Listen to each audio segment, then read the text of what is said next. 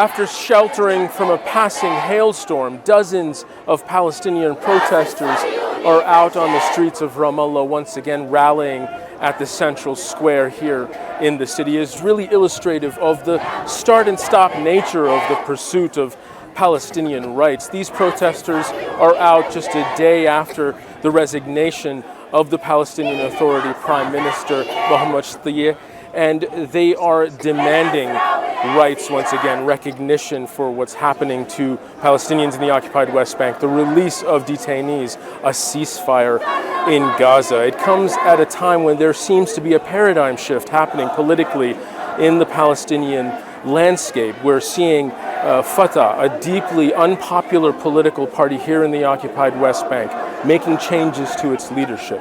Hamas, a political group in Gaza, fighting for its survival with the ongoing Israeli bombing campaign and war that is happening there, ahead of talks expected in Moscow this week to decide the fate of a future Palestinian government to rehabilitate Gaza once the war is over. If and when that happens is unclear. The United States saying a ceasefire is perhaps possible ahead of the month of Ramadan, but people here say they don't have a lot of faith that Israel will give them any reprieve, that any of the circumstances being faced by Palestinians in Gaza or in the occupied West Bank will improve as long as Israel is able to intimidate and attack Palestinian communities largely with impunity.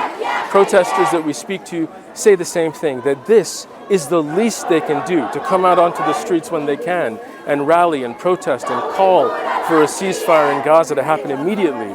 The more cynical ones will say that this is all that they are able to do as long as their leadership remains weak and unpopular. Zein, Basravi, Jazeera, Ramallah in the occupied West Bank. Make sure to subscribe to our channel to get the latest news from Al Jazeera.